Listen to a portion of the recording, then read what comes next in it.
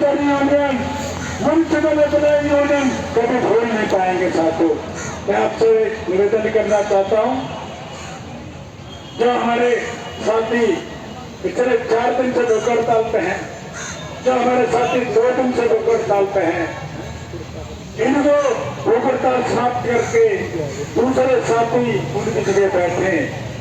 जो भी हमारे साथी आज भूख हड़ताल पे बैठेंगे उनके लिए जोरदार ताली, उनके जज्बों को जोरदार ताली, उनके जुनून को जोरदार ताली, क्योंकि इतिहास में लिखा जाना है, उनका हमेशा याद रखने वाला है, उनके स्वर्ण अक्षरों में लिखा जाना है। जो भी साथी आज भूख हड़ताल पर बैठना चाहते हैं, अपना बलिदान करना चाहते हैं, योगदान करना चाहते हैं, उनका मैं स्वागत करता हूँ, इस मंच के स्वागत करना चाहता हूँ। जो भी साथी आज भूख हड़ताल करेंगे, कृपा करके हमारे इंदिराज कौशिक के मंच संचालक हैं, हमारे यूनियन के उपाध्यक्ष हैं, उनको अपना नाम लिखाए और उस बहुत बड़े ऐतिहासिक आंदोलन में विकास लिखने के लिए तैयार कर। जोरदार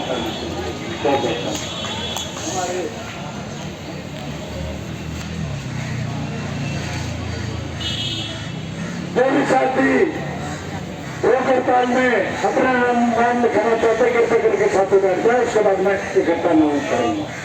हमारे छोटे भाई एमपीएस परिवार का एक हिस्सा 5000 एमपीएस परिवार का जिम्मेदारी के उनके कंधे में लिखी है, उनका हिस्सा म्युनिसिपल एम्प्लॉय यूनियन का भाई एक अध्यक्ष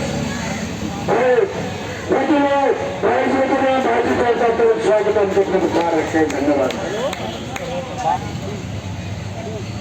आज मैं किसी भाई का अनुरोध नहीं करूंगा, जो मेरे पीछे मंच के पीछे जो खड़े, मैं आज इनसे ये नहीं कहूंगा आप सामने आकर बैठो।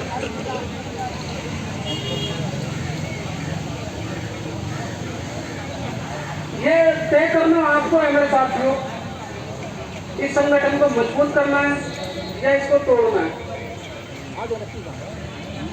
ये आपका फैसला है। मैं बीती रात जो हमारा डेलीगेट, मैं अपनी बात 3 बिंदुओं से शुरू करना चाहता हूँ। राज भाई साथियों, मुझे ये बहुत खुशी होती है कहते हुए, कल दिल्ली में आप सभी भाइयों ने एक इतिहास रखा और उस इतिहास का मैं साक्षी बना, ये मेरे लिए सौभाग्य की बात है। आपने पूरे तन मन धन से 5000 कर्मचारियों ने इस धरना स्थल को सफल बनाया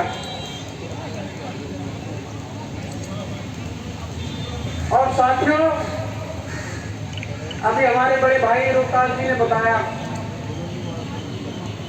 ये लड़ाई तो हम जीत चुके हैं और पूरे आत्मविश्वास के साथ कह रहा हूं, ये लड़ाई हम जीत चुके हैं, क्योंकि जिस प्रकार प्रशासन की नींद उड़ चुकी है वो देखने वाला था। मैं उस पल का साक्षी बनाता मैं।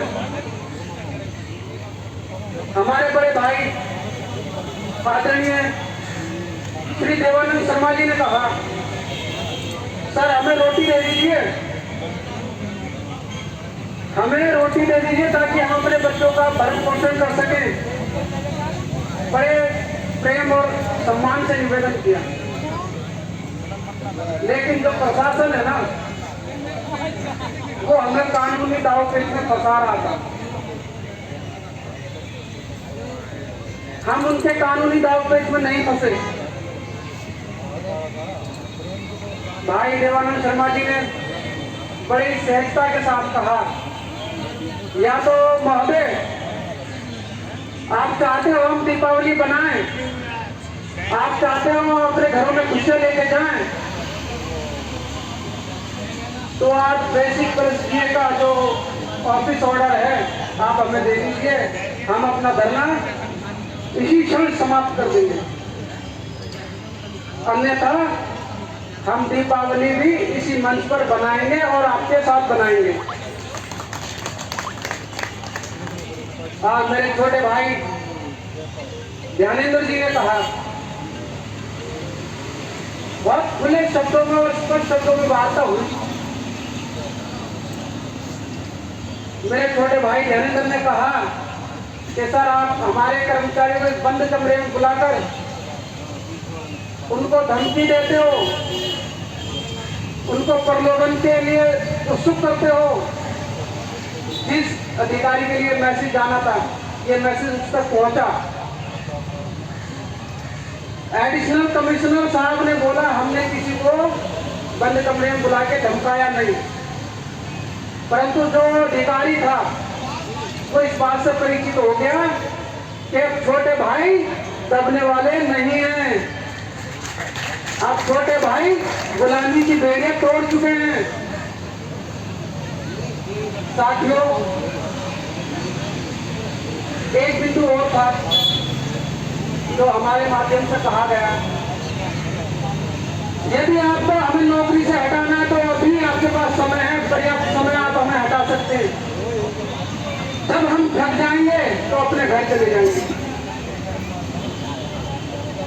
तो वाकई शासन और प्रशासन का जो चेहरा था वो देखने लायक था।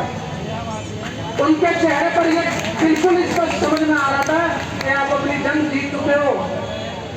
और जब जो योद्धा जंग जीत जाता है, साथियों, जो योद्धा जंग जीत जाता है वो खुशियां मनाता है। आज उनके चेहरे पर मातम है, आज इनके चेहरे पर मायूसी है। उस मायूसी का कारण उनका घमंड है, उनकी ईर्ष्या है। साथियों, जो व्यक्ति संवैधानिक पद पर होने के बाद कहता है कि मुझे थोड़ा समय दीजिए, हमने उसकी बात मानी। हमने कहा आपको समय कितना चाहिए? 1 दिन, 1 हफ्ता, 1 महीना। आप जब तक हमारे आदेश नहीं दोगे तब तक हम मंच नहीं छोड़ेंगे, हम ये हड़ताल नहीं छोड़ेंगे। आप चाहे 1 हफ्ता ले लीजिए, 1 दिन ले लीजिए, 1 महीना ले लीजिए, 1 साल ले लीजिए, हम समय देने के लिए तैयार हैं। पर आप हमें टाइम बॉन्ड में, एक निर्धारित समय में आप मुख्यालय से आदेश पारित कीजिए। हमारे जो साथी, मैंने कल भी कहा था, जो हमारे साथी भूख हड़ताल पर बैठे हैं, आप आइए, उनका अनशन खत्म करवाइए और आदेश उनके हाथ में दीजिए। तो साथियों, उनके पास वो जवाब नहीं मिल पाया। हमें कानूनी दांवपेच में उलझाने की बहुत कोशिश की, उस कोशिश में वो नाकामयाब हुए। जब भाई हमारे देवानंद शर्मा जी ने उनको कानून की भाषा में जवाब दिया तो उनके पास शब्द नहीं थे। जब हमारे भाई ध्यानेंद्र ने उन्हें कानून की भाषा में जवाब दिया, उनके पास शब्द नहीं थे। हमने कहा आप एंटी मलेरिया के जो, माफ करना, जो हमारे कॉन्ट्रेक्चुअल इंस्पेक्टर हैं, यदि उनके हक की कोई बात करनी हो तो आप दिन और रात किसी भी प्रकार से आदेश जारी कर देते हो। आप सफेद को काला और काले को सफेद कर देते हो। तो हमें कानून का डर क्यों दिखाया जा रहा है? हमें कानूनी दांवपेच में क्यों फंसाया जा रहा है? क्या आपने जो प्रेम्बल बनाया था, किसी कर्मचारी से पूछा, किसी की सलाह ली? उनके पास जवाब नहीं था। मैं इस मंच के माध्यम से कहना चाहता हूँ, भाई, हमारे बड़े भाई आदरणीय इंद्राज कौशिक जी ने कहा था कि अब हम छोटे भाई और बड़े भाई दोनों एक साथ हैं। और मैं आपको विश्वास दिलाता हूँ, इस मंच के माध्यम से हम आगे भी साथ रहेंगे, आज भी साथ हैं और भविष्य में साथ रहेंगे। ना तो हम किसी के प्रलोभन में आएंगे, ना हम किसी के दबाव में आएंगे।